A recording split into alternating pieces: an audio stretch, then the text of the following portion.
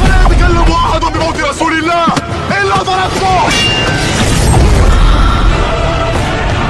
جئتك أؤمن بالله وبرسوله وبما شئت به فقد أعذرت إليكم وأعذرتموني.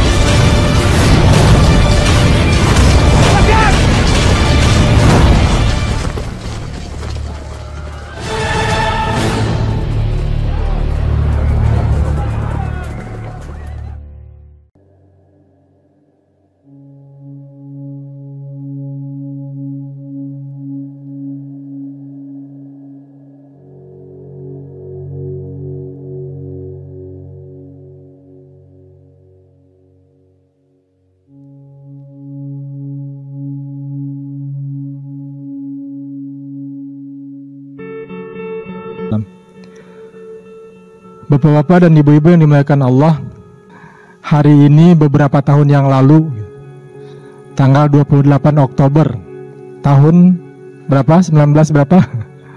28 ya.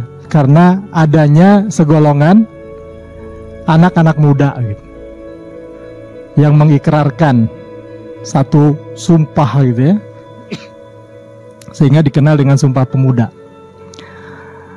Dan di tangan pemuda-pemuda seperti inilah ya, perjuangan Islam dulu dan bahkan juga perjuangan dakwah ilallah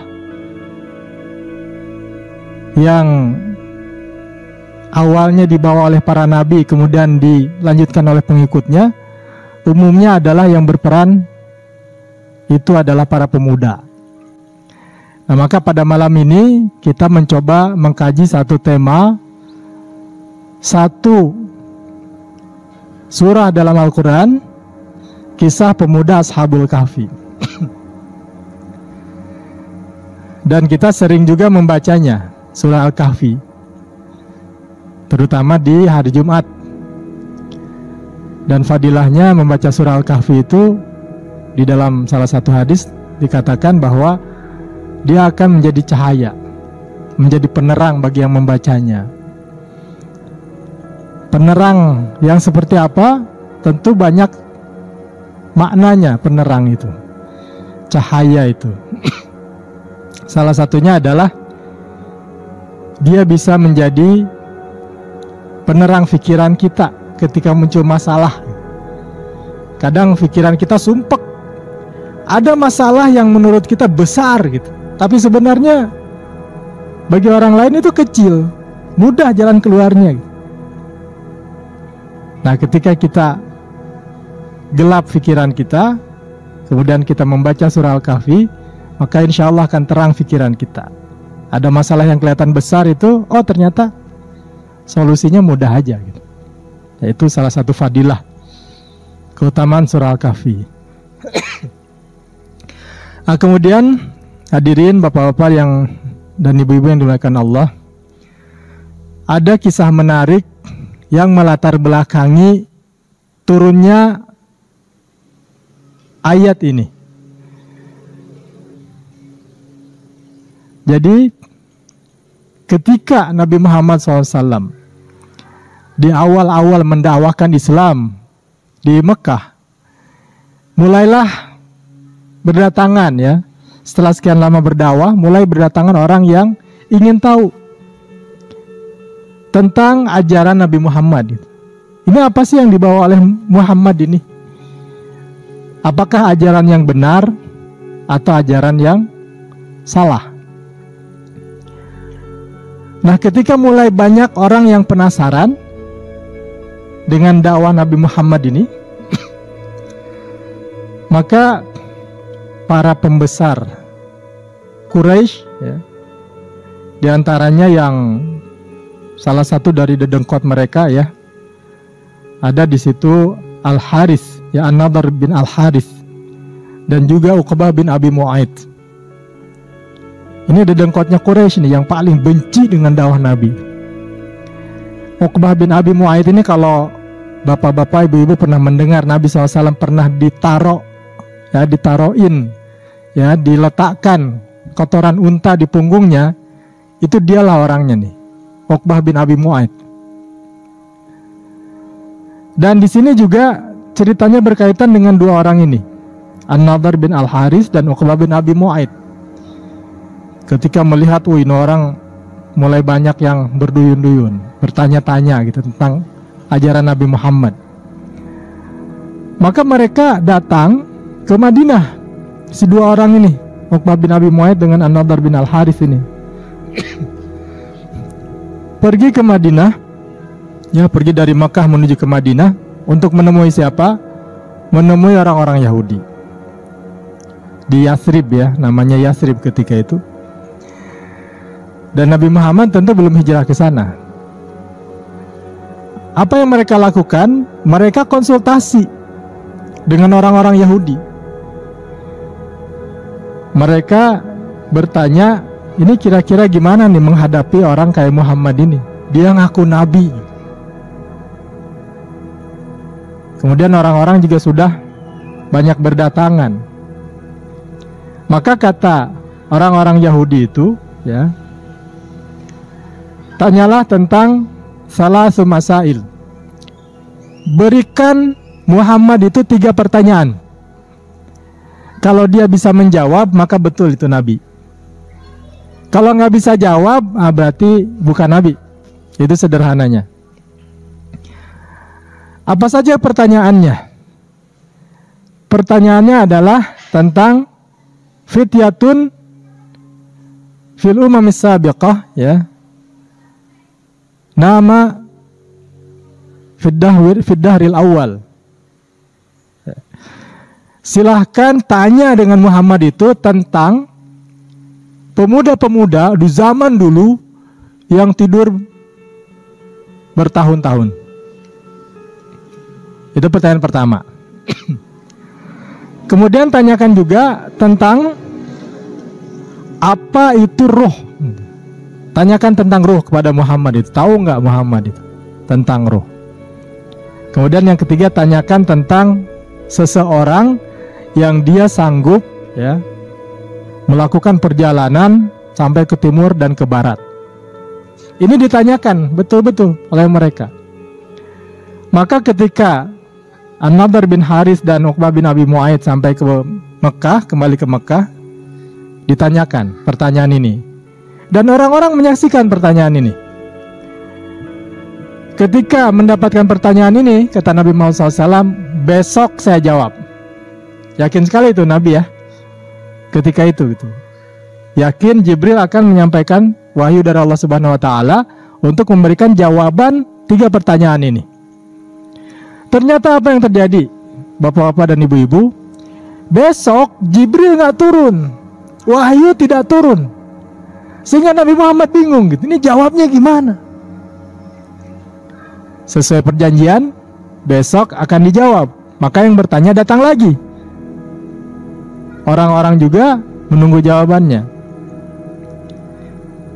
Bingung untuk menjawabnya, nggak tahu jawabannya, maka kata Nabi, besok. Ya, besok saya jawab. Akhirnya ditunggu. Besoknya lagi, ternyata tidak ada jawaban. Jibril tidak turun, wahyu tidak turun, jawaban tidak jelas atas 3 pertanyaan itu. Sementara orang-orang terus datang, menagih jawabannya. Kata Nabi, besok, terus besok, besok lagi. Sampai berapa hari? 15 hari itu, bayangkan tuh, bilang besok. Ya, tentu kan akan menjadi bahan olok-olokan. Orang-orang yang tadinya penasaran, ini Nabi apa enggak nih? Betul Nabi atau bukan? Bisa jawab apa atau tidak? Ternyata besok nggak bisa jawab, besoknya lagi nggak bisa jawab. Ini banyak yang ragu-ragu akhirnya, ini jangan-jangan bukan Nabi. Sampai kemudian menurut salah satu riwayat gitu ya, itu sampai 15 hari. Maka kemudian Allah memberikan peringatan kepada Nabi SAW. Wala taqulanna li syai'in inni fa'ilun dzalika ghada. Jangan sekali-kali engkau mengatakan, menjanjikan sesuatu, aku akan beritahukan, aku akan lakukan besok. illa ayyasha Allah. Nah, ini. Ya, melainkan kamu harus mengucapkan insya Allah. Wadhkur rabbaka idza nasita, dan ingatlah Tuhanmu ketika kamu lupa. Wa qul asa, dan katakanlah, ya, daripada bilang besok saya akan kasih tahu, lebih baik katakan asa ayyahdiyani rabbi liaqraba min hadza rasyada. Bisa jadi mudah-mudahan Tuhanku memberikan petunjuk. Itu lebih baik. Ya. Jadi ternyata bapak-bapak, ibu-ibu sekalian, ini bukan hal sepele ya, insya Allah ini.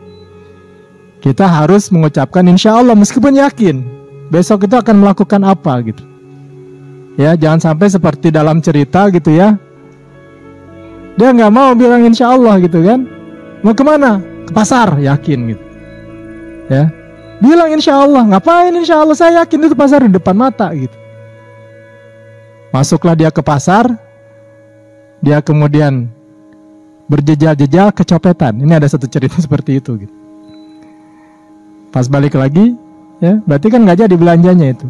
Kenapa balik lagi? Saya kecopetan, insya Allah gitu. Jadi terlambat bilang insya Allahnya gitu ya. Udah terjadi baru insya Allah. Nah, maka pelajaran dari peristiwa yang melatar belakangi turunnya beberapa ayat di surah Al-Kahfi ini adalah pertanyaan orang kafir ini. Yang Nabi SAW lupa mengucapkan insya Allah. Nah, kemudian turunlah jawabannya, ya. Jawabannya adalah ini. Untuk pertanyaan tentang pemuda, jawabannya adalah yang ayat 9. A'udzubillahi minasyaitonirrajim.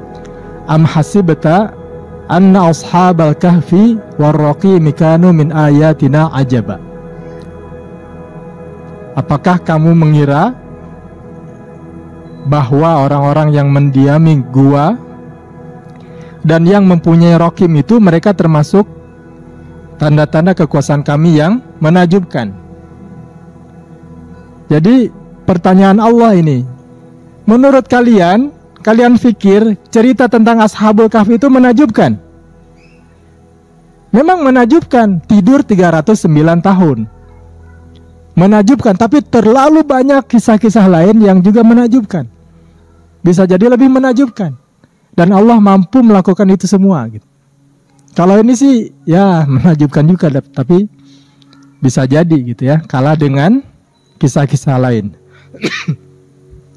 Nah, kemudian di ayat lain turun ayat Quran wa yas'alunaka an Dzulqarnain, dan mereka bertanya kepadamu wahai Muhammad tentang Dzulqarnain. Ya, Dzulqarnain inilah yang berjalan ke timur dan ke barat. Kekuasaannya begitu luas. Kemudian pertanyaan berikutnya adalah tentang ruh. Wa yas'alunaka 'anir ruh di surat Al-Isra. Qulir ruhu min amri rabbi wa ma utitum minal ilmi illa qalila. Katakanlah ruh itu adalah urusan Tuhanku, dan kalian tidak diberi ilmu tentang ruh kecuali sedikit saja. Jadi ini jawabannya. Sehingga alhamdulillah dengan jawaban ini orang-orang yang tadinya ragu jadi yakin. Tapi hampir-hampir saja gitu ya. Gara-gara insya Allahnya nggak keluar, wahyu tidak turun. Nah, kemudian kita masuk ke inti ceritanya. Jadi ibu-ibu dan bapak-bapak sekalian, ini adalah salah satu model cerita dalam Quran, kisah dalam Quran. Salah satu model bagaimana Allah memaparkan kisah dalam Al-Quran. Kalau kita perhatikan, itu dalam Quran itu banyak sekali, lebih dari setengahnya itu kisah-kisah. Tapi kisah-kisahnya itu mengandung pelajaran. Dan model pemaparannya itu berbeda-beda. Ada penyampaian kisah itu yang satu surat penuh itu kisah dari awal sampai akhir tamat. Surah apa? Surah Yusuf. Ya, itu dari awal, dari kecil, dari mulai mimpi gitu kan, melihat bintang gitu kan, melihat matahari, sampai kemudian dibuang ke sumur, diselamatkan dan seterusnya. Satu surat penuh itu. Dan itu penuh dengan inspirasi. Kemudian ada kisah itu yang terpencar-pencar di banyak surat.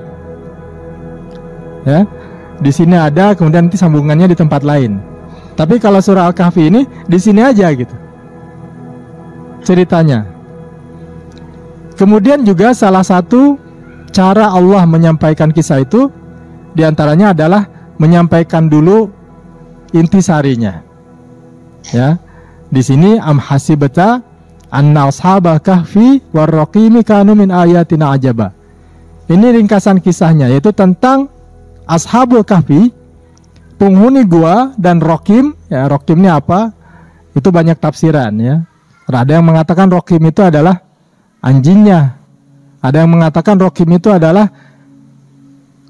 gunung yang di situ ada guanya.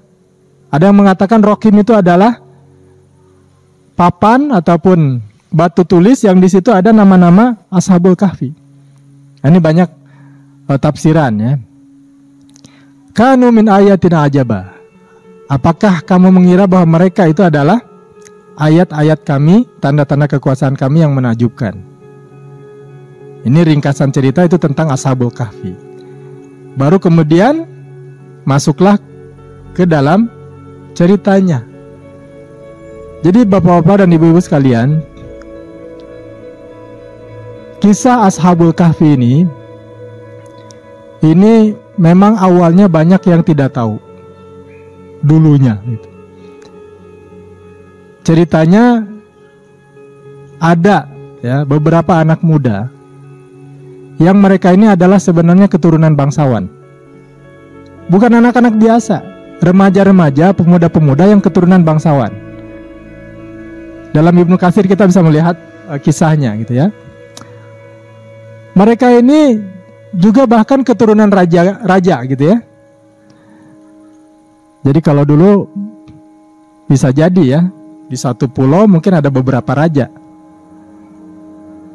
Karena sistem pemerintahan juga dulu kan ada yang namanya, kalau orang-orang Yunani itu kan ada namanya city state misalnya. Negara kota misalnya kan, berarti kan banyak pemimpinnya. Nah mereka ini adalah anak raja-raja, anak pembesar. Yang mana mereka ini berpikiran kritis. Pikirannya bersih dan juga kritis. Hatinya bersih. Mereka bertanya-tanya. Ketika raja-raja itu, dan ada satu raja, ya kalau di Ibnu Katsir disebut namanya adalah Raja Dqiyanus gitu. Raja Dqiyanus ini biasa setiap tahun itu mengumpulkan rakyatnya untuk melakukan peribadatan terhadap berhala. Mereka menyembelih binatang gitu ya, kemudian darahnya ditaruh di Tuhan-Tuhan itu, di patung-patung itu, kemudian mereka menari-nari dan lain sebagainya. Kemudian mereka menyembah patung-patung itu. Nah anak-anak muda ini, pemuda-pemuda bangsawan ini melihat ini kok aneh sekali gitu, tidak masuk di akal. Tidak bisa diterima dengan logika bahwa benda-benda yang diciptakan oleh manusia justru disembah oleh manusia. Kan ini logika terbalik gitu. Harusnya yang menyembah itu yang diciptakan. Manusia diciptakan oleh Tuhan, oleh Allah. Manusia harusnya menyembah Allah gitu. Ini manusia menciptakan sesuatu, kemudian sesuatu itu dia sembah sendiri. Nah ini. Jadi ketika logika itu bersih, itu akan muncul pertanyaan-pertanyaan seperti itu yang lurus. Nah ini anak-anak muda juga ini seperti ini gitu. Maka kemudian ketika suatu peristiwa ya dalam suatu acara penyembahan berhala, melihat itu mereka tidak setuju gitu ya. Dan bahkan mereka sendiri biasa juga protes, komplain kepada orang tuanya. Ini ngapain ini melakukan ini gitu, nggak masuk akal. Sampai orang tuanya kan mengancam gitu ya, dalam kisah lain dikatakan seperti itu. Nah ketika itu kemudian mereka nggak setuju. Akhirnya apa? Udahlah, ngapain ikut seperti ini gitu. Tapi karena kan mereka anak bangsawan, pasti ikut acara seperti itu dengan keluarganya. Nah di tengah-tengah raja dan masyarakat itu sedang berpesta pora, menari-nari, melakukan penyembahan terhadap berhala, mereka kemudian menjauh. Ya, menjauh. Pergi, menjauh dari kota itu. Satu pergi gitu ya, kemudian mencari tempat teduh di bawah pohon. Ini diceritakan dalam tafsir. Kemudian tiba-tiba datang lagi satu lagi gitu. Duduk juga di situ nyari tempat teduh, berdekatan. Kemudian datang lagi dan seterusnya. Dan yang menariknya, mereka ini, pemuda-pemuda ini satu sama lain tidak saling kenal. Tidak saling kenal. Tapi punya akidah, punya pemikiran, punya keyakinan yang sama tentang Tuhan. Bahwa Tuhan itu nggak mungkin bentuknya adalah berhala-berhala itu gitu. Gak mungkin manusia itu dibolehkan menyembah banyak Tuhan, apalagi Tuhannya dibikin sendiri. Nah, itu logika mereka. Nah, karena kemudian mereka saling berdekatan gitu ya, bertanya-tanya juga mereka ini siapa gitu, kenapa mereka kesini. Maka kemudian salah seorangnya mengatakan gitu kan, ya, haulai qaumuna ittakhadhu min dunihi aliha. Mereka itu kaum kita mengambil Tuhan-Tuhan lain selain Allah. Laula yatuna alaihim bisultanin bayyin. Tapi kenapa mereka tidak memberikan hujah, tidak memberikan alasan, logika-logika yang jelas bahwa berhala itu adalah Tuhan? Selalu tidak bisa diterima alasannya itu. Maka di sanalah gitu ya, kemudian mereka menyadari bahwa oh ternyata kita ini satu pemikiran gitu, satu ide. Ya. Nah, maka dari sanalah kemudian mereka bersepakat untuk melindungi diri mereka sendiri. Id awal fityatu ilal kahfi. Ingatlah ketika pemuda-pemuda berlindung di sebuah gua, faqalu. Kemudian mereka berkata, Rabbana atina min ladunka rahmah. Wahai Tuhanku, anugerahkanlah kepada kami rahmat dari sisimu. Wahayyi lana min amrina rasyada. Dan sempurnakanlah petunjuk yang lurus untuk urusan kami ini. Ini urusannya bukan urusan ringan. Ini urusannya adalah tentang nasib sengsara ataupun bahagia. Ini urusan akidah gitu. Maka perlu petunjuk dari Allah Subhanahu wa taala. Wahayyi lana min amrina rasyada. Maka kemudian ya, ketika mereka pergi ke gua itu, fadarabna ala adhanihim. Mulailah muncul keajaiban. Jadi bapak-bapak dan ibu-ibu ya, ketika mereka menghilang tadi, itu tentu bapak-bapaknya, keluarganya itu kan mencari. Ini pada kemana ini anak-anak ini? Dicari sehari, 2 hari, seminggu, 2 minggu, sebulan, 2 bulan, gak ketemu. Setahun, 2 tahun gak ketemu, bahkan puluhan tahun, bahkan sampai Raja Dikianusnya mati, gak ketemu itu. Di mana ini mereka ini? Sampai akhirnya kisah mereka ini ya, orang sudah lupa tentang ada sekian pemuda yang hilang itu. Udah lupa saking lamanya. Mereka hanya ingat melalui kisah. Jadi sudah seperti dongeng gitu, dongeng Sangkuriang, dongeng apa gitu. Bahwa dulu pernah ada 7 pemuda yang hilang di zaman Raja Dikianus. Ceritanya seperti apa mereka nggak tahu. Jadi nggak ada yang tahu. Dan ternyata ceritanya seperti ini gitu. Bahwa si anak-anak muda ini ketika mereka melarikan diri menjauh itu ketemu satu sama lain, bertemu dengan orang-orang yang sefikrah, satu pikiran, satu akidah. Dan mereka kemudian bersepakat untuk masuk gua. Lalu kemudian tadi muncullah keajaiban, fadarabna ala adhanihim. Maka kami tutup telinga mereka. Nah, kenapa ditutup telinga? Jadi ternyata kalau mau tidur yang pulas, gitu ya, yang tidak diganggu dengan suara-suara itu harus tutup telinga. Kalau orang tidak mendengar apa-apa, maka insya Allah tidurnya juga pulas. Kan kalau masih bisa mendengar ya, tiba-tiba ada suara motor yang pakai knalpot bising, weng gitu kan, terkejut pasti. Gitu. Atau tiba-tiba di rumah tidur gitu kan, pulang kerja capek, tiba-tiba anak nangis karena jatuh. Terbangun kita gitu. Kenapa? Karena masih mendengar. Tapi kalau telinga kita sudah tidak mendengar apa-apa, dan itu tidur nyenyak yang paling dalam itu kalau sudah tidak mendengar. Maka fadarabna ala adhanihim, kami tutup telinga mereka fil kahfi sinina adada, beberapa tahun dalam gua itu. Di dalam ayat berikutnya, di ayat beberapa ayat setelah ini, Allah justru berfirman wa tahsabuhum ayqadzan wa hum ruqud. Kalau matanya nggak ditutup, sehingga orang-orang itu kalau datang ke sana akan menyangka mereka itu bangun. Wa tahsabuhum ayqadzan wa hum ruqud. Kalian menyangka mereka itu bangun, padahal mereka tidur. Jadi matanya berkedip, melihat lagi berkedip gitu. Yang ditutup oleh Allah itu justru telinganya, tidak mendengar, maka tidurnya nyenyak gitu. Tsumma ba'atsnahum. Nah, setelah itu baru kemudian kami bangkitkan mereka, kami bangunkan kembali mereka, lina'lama ayyul hizbaini ahsa lima labithu amada. Agar kami bisa melihat siapa di antara mereka yang berdebat itu yang paling tepat tebakannya. Jadi nanti ketika mereka bangun itu saling bertanya-tanya. Ya, ada beberapa tafsiran mengatakan bahwa dua kelompok itu adalah mereka sendiri di antara mereka.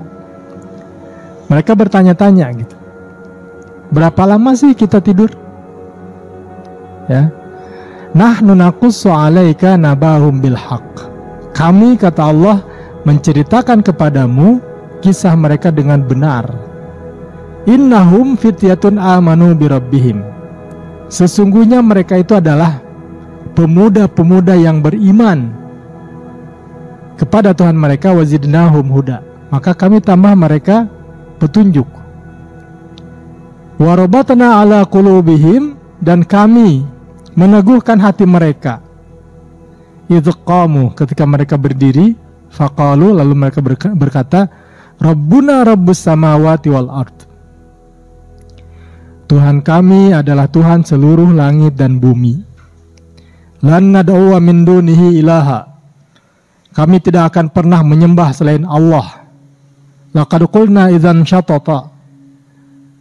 Kalau kami menyembah selain Allah, maka itu artinya kami mengucapkan perkataan yang jauh dari kebenaran, perkataan yang sesat.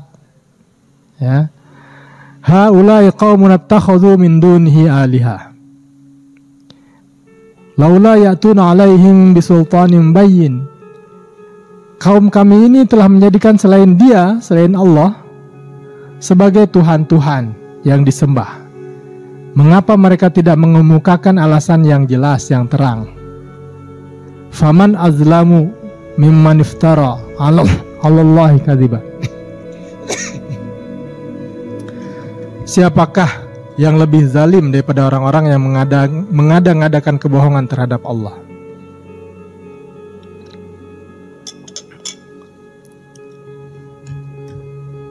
Jadi ibu-ibu dan bapak-bapak ya, di sini Allah tunjukkan bahwa mereka punya prinsip. Mereka tidak mau ikut dengan kaum mereka gitu. Ya.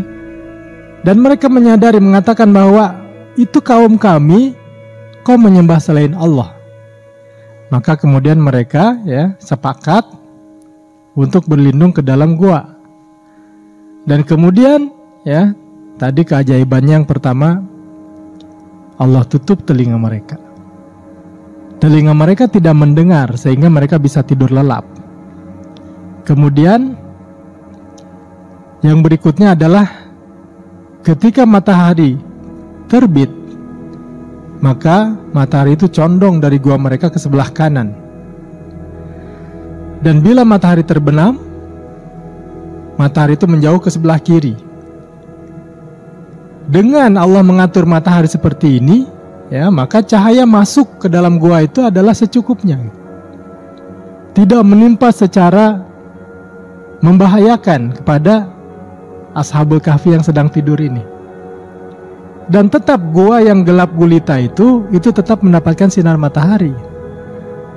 Dan ternyata berdasarkan kajian ilmiah gitu ya, kalau satu tempat itu tidak ditimpa matahari, orang yang tinggal di dalamnya itu akan lemah gitu.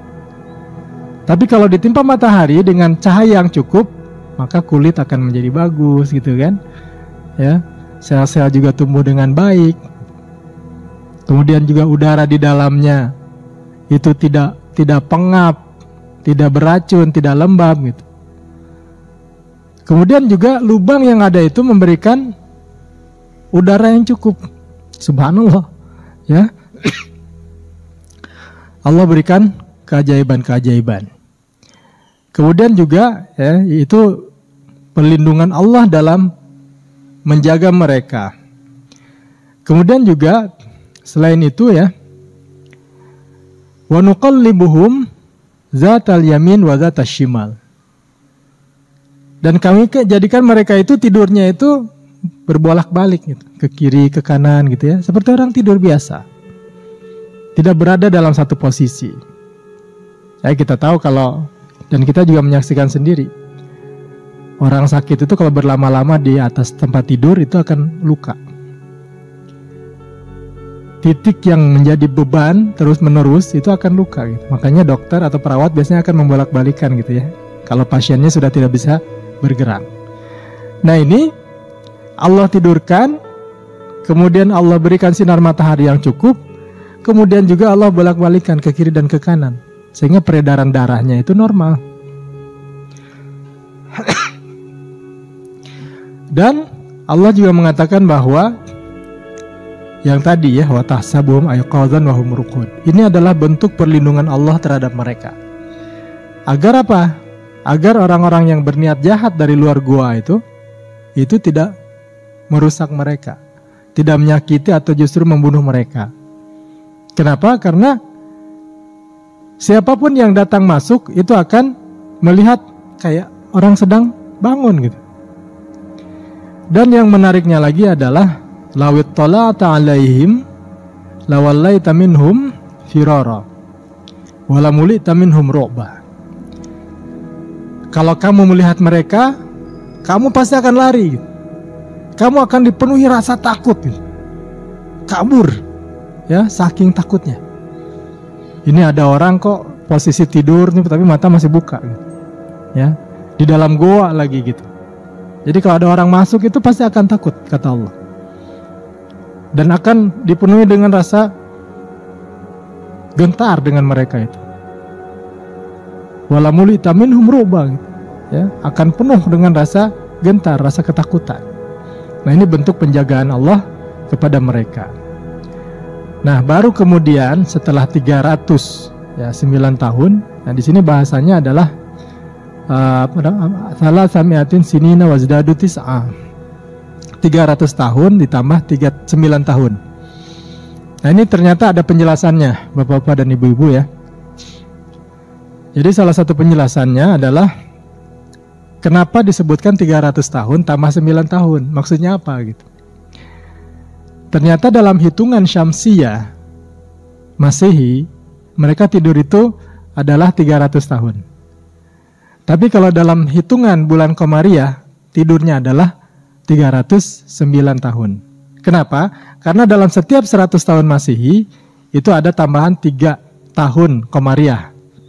Jadi kalau Masehi itu 100 tahun, Qamariyah itu 103 tahun gitu. Maka jadi 309 tahun. Nah itu salah satu penjelasannya.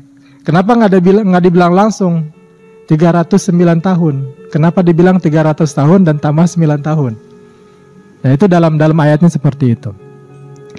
Nah setelah itu kemudian Allah bangkitkan mereka agar terjadi dialog di antara mereka. Ini kita tidur berapa lama? Ya, kenapa perlu ada dialog seperti ini?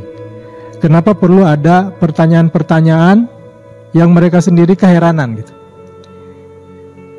Ini adalah untuk menunjukkan kekuasaan Allah Yaitu ketika mereka menyadari bahwa mereka tidurnya adalah 309 tahun, sementara merekanya menyangka adalah qalu labisna yauman aw ba'da yaum.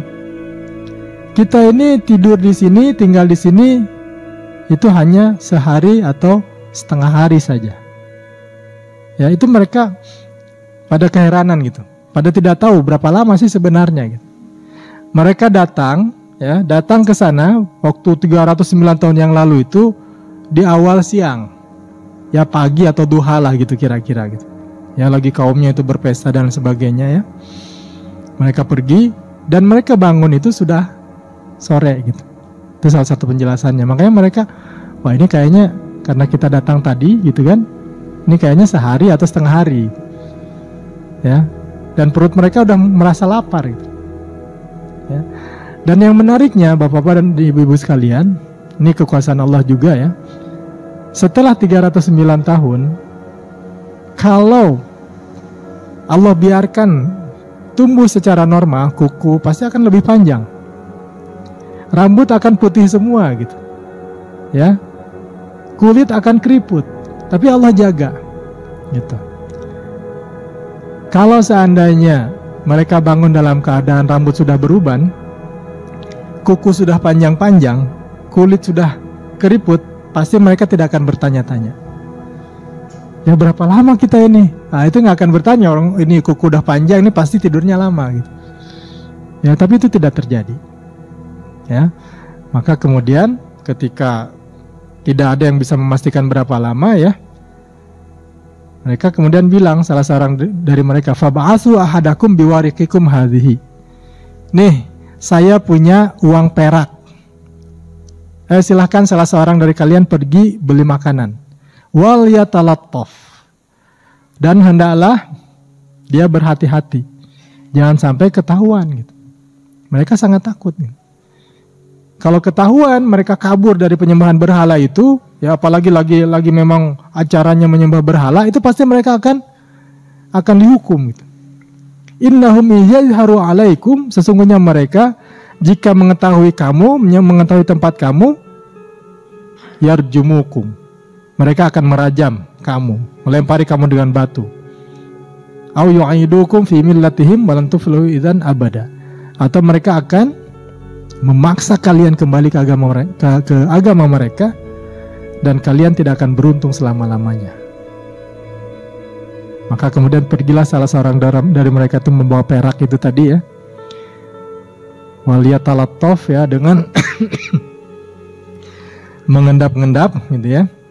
Ini kalau dulu waktu kecil tuh mushaf itu kadang-kadang waliyatalattafnya besar ya, bapak-bapak mungkin ingat ya. Katanya itu tengah-tengahnya Quran.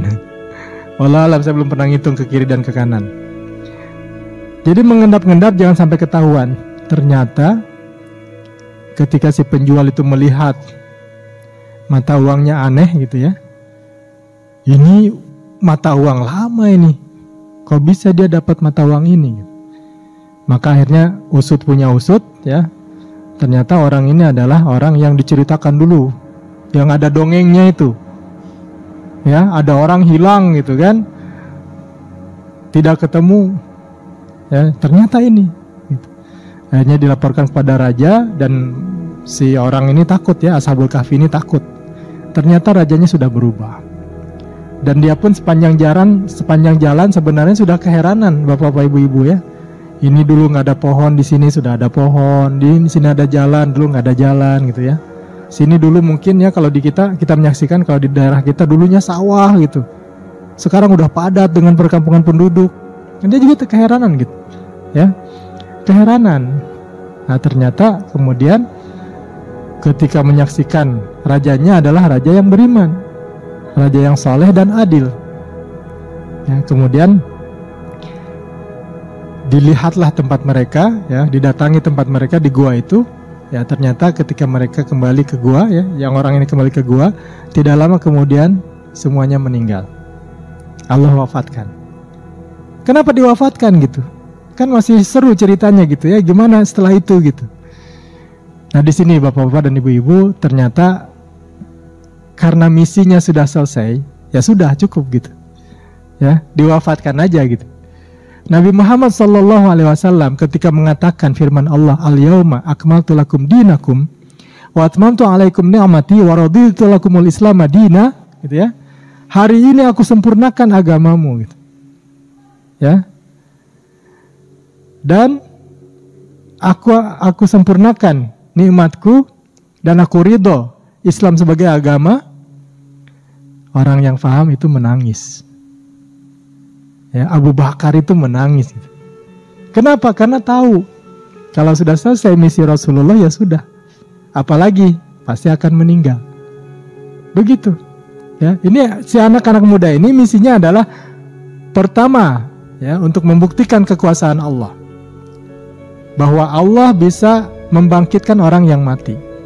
Ini aja membuat orang tidur selama itu gitu tidak rusak bisa, apalagi membangkitkan yang sudah mati. Ya, kemudian yang kedua, Allah ingin menunjukkan bahwa orang yang sungguh-sungguh berjuang, meskipun dia lemah, dia kan lemah tuh mau merubah kaumnya biar menyembah Allah, tapi nggak berdaya sehingga mereka kemudian mengasingkan diri. Tapi Allah berikan penghargaan bahwa dia kemudian hidup di zaman raja yang adil, meskipun cuma tidur aja nunggu. Gitu. Ya, nah ini. Jadi setelah selesai misi itu Allah wafatkan mereka. Nah, hadirin bapak-bapak dan ibu-ibu yang dimuliakan Allah, itu kisahnya seperti itu. Dan yang terpenting dari kisah itu adalah ibrahnya. Ya, kita coba mengambil beberapa ibrah ya. Dalam 3 menit mudah-mudahan selesai. Yang pertama, akan senantiasa ada tokoh-tokoh antagonis dan protagonis. Dalam sebuah film itu nggak rame kalau orangnya baik semua gitu, atau jahat semua. Pasti ada penjahatnya, ada jagoannya. Ya, dalam kisah ini ada Raja Dicyanus. Raja Dicyanus itu raja yang zalim. Kemudian tidak dibiarkan si zalim ini berkuasa sendiri, maka ada yang menentangnya. Dan dalam setiap zaman akan menemukan yang seperti itu. Tinggal kita mau pilih yang mana, terutama yang para pemuda nih. Mau pilih di pihak mana ketika ada perseteruan antara hak dan batil. Ketika Nabi Ibrahim dibakar, burung itu juga ikut bawa air, sehingga ditertawakan. Itu air yang kamu bawa itu nggak akan mematikan api gitu. Kata si burung, aku tahu gitu. Gak mungkin api sekecil air seperti ini bisa memadamkan api yang sebesar itu. Tapi aku ingin menunjukkan kepada Allah di pihak mana aku berada. Nah, kita juga begitu, ya. Jadi ketika ada tokoh yang antagonis, kita menjadi pihak yang mana? Itu yang pertama. Kemudian yang kedua, peran pemuda. Ini bapak-bapak, ibu-ibu ya. Kalau mungkin bapak-bapak punya pengalaman sebagai pengusaha, dimuat di majalah internasional tentang bisnis, itu kan bangga luar biasa. Ini dimuatnya bukan di majalah internasional, ini di Quran gitu. Dalam konteks yang positif, si pemuda ini dikisahkannya. Karena kan ada juga yang dalam konteks negatif ya, dimuat dalam Quran. Dan bacanya juga sama, ibadah juga. Iblis, ya dalam Quran ada kan? Dimuat gitu. Abu Lahab dimuat juga, tapi dalam konteks negatif. Nah, ini dalam konteks positif. Maka penghargaan dari Allah Subhanahu wa taala untuk remaja-remaja, pemuda-pemuda yang sungguh-sungguh mempertahankan akidahnya itu luar biasa. Dan yakinlah, meskipun tidak mampu secara fisik, secara harta dan lain sebagainya memperjuangkan apa yang menjadi keyakinan, dan keyakinan tersebut adalah benar, Allah akan tolong. Sudah banyak ceritanya. Bagaimana Maryam yang lemah itu menggoyang-goyangkan pohon kurma dan jatuh buahnya, padahal dia sedang hamil tua gitu. Ya. Jadi cukuplah kita laksanakan apa yang menjadi kewajiban kita, sisanya Allah yang menyempurnakan. Seperti Ashabul Kahfi, tidak mampu dia menghadirkan pemimpin yang adil, pemimpin yang menyembah Allah, umat yang menyembah Allah satu-satunya, tidak mampu mereka, tapi kemudian Allah tunjukkan, ditidurkan, kemudian bangun di saat sudah muncul generasi yang beriman.